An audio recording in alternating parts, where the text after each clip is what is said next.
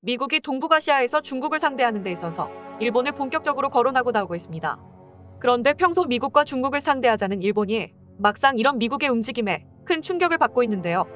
일본에서는 최근 대만 전쟁에서 한국이 자주 언급되며 당연히 한국이 대만전에 동원되어야 하는 걸로 아는데 왜 일본이 거론되고 있냐면서 막상 이러한 상황을 회피하려는 움직임조차 보이고 있습니다. 전 주한일본 정무대사는 중국을 상대하기 위해 한국 육군 60만을 동원하자는 의견도 내는 등 동북아에서 일본은 늘 중국을 상대하는데 한국을 빼놓으면 안 된다 했는데 미국은 일본만 거론한 것입니다. 현재 미국에서 왜 일본을 콕 집어 중국 상대로 지목했으며 일본 반응이 어떤지 살펴보도록 하겠습니다. 일부 언론에서는 바이든 대통령이 대만 독립을 지지하지 않는다는 말을 했다면서 미국이 중국을 존중했고 미중 간의 긴장이 완화된다는 말이 나왔습니다만 실제로는 전쟁의 위험이 더 커져간다는 것입니다. 해외 언론은 물론 미국 정부 기관조차 중국이 대만 침공을 끝냈다는 의견을 내고 있습니다. 홍콩의 SCMP는 중국 고문의 말을 통해서 중국 지도부가 대만 상황이 충분히 통제된다고 느끼고 있으며 대만을 장악하는 데는 겨우 몇 분밖에 걸리지 않겠지만 중국은 우선 평화 통일을 추진하는 것뿐이라며 군사적 방법은 마지막 수단이어야 한다고 강조합니다. 하지만 문제는 중국 내부에서 민족주의가 부상하면서 대만 무력 통일의 목소리가 거세지고 있으며 미국 등에서 대만을 더욱더 무장화시키려는 움직임이 보여서 계속 대만이 독립을 밀어붙인다면 중국이 인내심을 잃을 수도 있다는 관측이 나오는 것입니다. 따라서 현재 사실상 중국이 전쟁 준비는 끝난 상황인데 대만은 차이잉원 총통 아래 끝없이 독립 준비를 하므로 전쟁은 언제든지 일어날 수 있고 중국은 레드라인을 넘는 순간에 대만을 장악할 것이라는 의견입니다. 그런데 이러한 내용은 미국 정부기관의 보고서에서도 최근 제기되면서 양안의 전쟁 가능성을 높이고 있습니다. 미국 의회 자문기구인 경제안보검토위원회는 중국의 군대가 대만과 전면전을 수행할 준비를 마쳤으며 현재 인민군은 대만에 쓰일 미사일을 확충하고 수륙 양용차 등을 늘려 상륙작전도 준비한다는 것입니다. 또한 중국의 민간 선박을 전쟁 시에 모두 동원해서 군물자 수송을 위한 준비도 실행 중이며 미국도 재래식 전력만으로 중국에 맞설 수 있는지 냉정하게 평가해야 한다는 의견도 제기했습니다.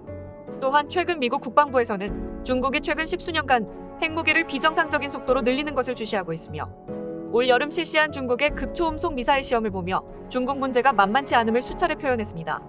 그런데 이런 상황에서 일본은 내심 설마 미국이 자신들을 동원하리라고는 상상도 못했을 겁니다. 왜냐하면 우선 중국 지방정부에서도 생필품을 구비하라고 명령하며 수륙 양용차를 푸젠성으로 옮기는 등 전쟁에 준한 분위기를 조성하긴 했습니다만 한편으론 전쟁에 신중하자는 의견을 내고 있었습니다.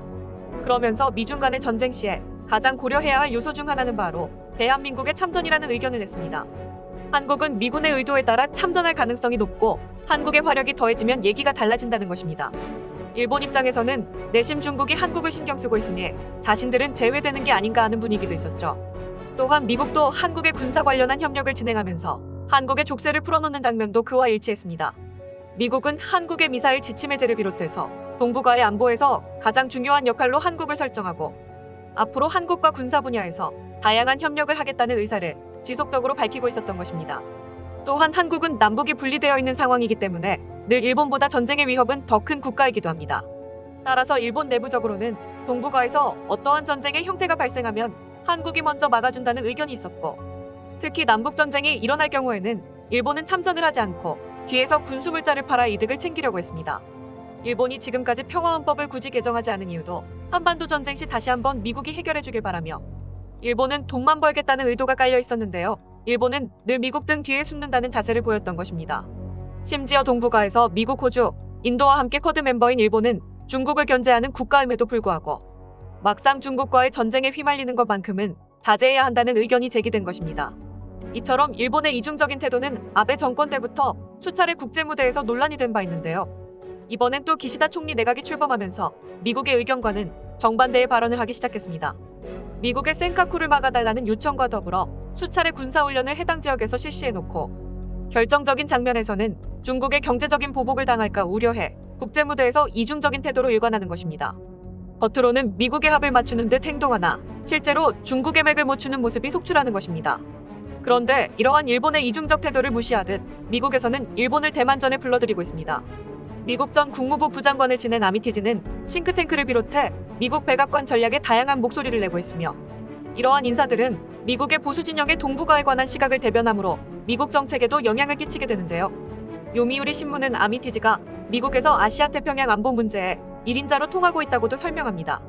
그런데 그는 최근 미국과 일본이 새롭게 군사기술 분야에서 협력을 추진할 때가 왔다고 말하면서 일본이 중국 함정 공격 미사일을 미국과 공동으로 개발해야 한다는 파격 제안을 한 것입니다. 물론 미국이 일본의 중장거리 미사일을 배치해서 공격력을 강화해야 한다는 주장은 여러 차례 한 바 있습니다. 미국은 중국과 러시아를 동시에 견제하기 위해서 일본의 미사일을 배치해야 한다는 의견을 제기해왔고, 일본 극우 세력들은 이것은 일본의 공격력을 강화해 일본 군사력을 키움으로 환영할 일이라고 봤습니다.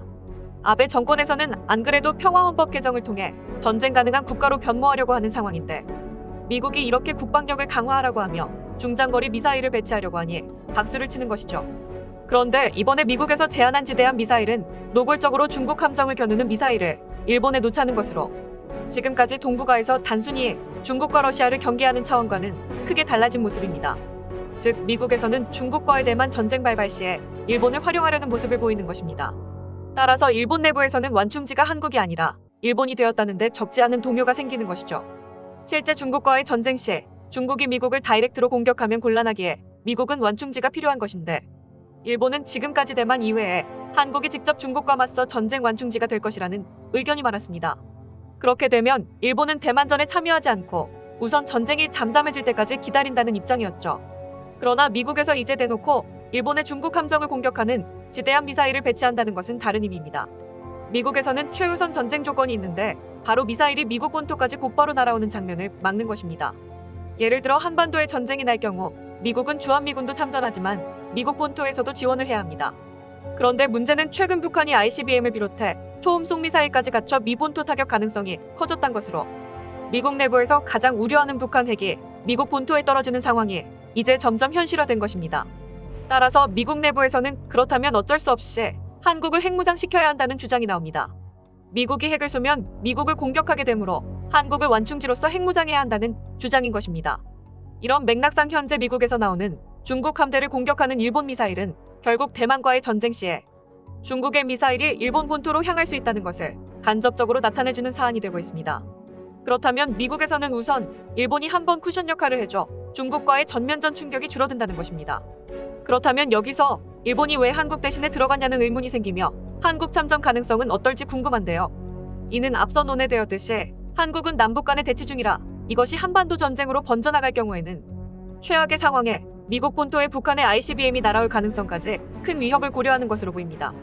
대만 전쟁 때문에 동북아시아에서 한반도까지 도미노로 전쟁이 확산되는 경우는 최악의 시나리오이기 때문에 우선 센카쿠 등을 방어해야 하는 일본에 중국 함정을 직격할 수 있는 지대함 순항미사일을 준비해놓고, 대만 전쟁이 발발하면 일본이 중국 군함을 격파하는 상황을 우선 구체적으로 설정한 것으로 보입니다. 이러한 뉴스가 나오자 일본 내부에서도 우리가 자칫 미국의 전쟁을 대리할 수 있다는 의견이 나오고 있으며, 대만전에서 가장 큰 희생을 겪는 국가 중 하나로 일본이 될 수 있다는 의견도 나오고 있습니다. 일본 야당에서는 전수방위 공격을 받을 때에만 먼저 공격하는 원칙을 미국이 무시하고 있다면서, 일본 정부가 개헌도 하지 않았는데 미국의 무리한 중국 함정 파괴 미사일 도입 요구는 말도 안 된다면서 일본은 전쟁과는 멀어져야 한다는 의견이 나오고 있습니다. 또한 일각에서는 기존의 미일 간에 공동 개발된 SM-3 블록2의 요격 미사일도 있는데 사실상 이것이 미국에 돈만 퍼준 게 아닌가 하는 의견도 있다며, 현재 중국이 극초음 미사일을 갖추고 있는데 요격 미사일이 제 역할을 할지도 의문이며, 공동 미사일을 개발하는 과정에서 미국에 엄청난 금액만 지불하는 상황이 반복된다고 우려하고 있습니다. 이래저래 미국의 이용만 당하다가 대만전이 발발하면 총알바지만 될 수 있다는 것입니다. 현재 동북아 상황에서 미국은 중국 상대로 일본을 매우 구체적으로 편입하려는 모습이 나오고 있습니다. 반면 일본은 대만전에서 일본이 휘말리면 큰 희생이 뒤따를 것이라며 우려를 더하고 있습니다. 이상 단군 뉴스였습니다. 오늘도 영상 시청해주셔서 감사드립니다.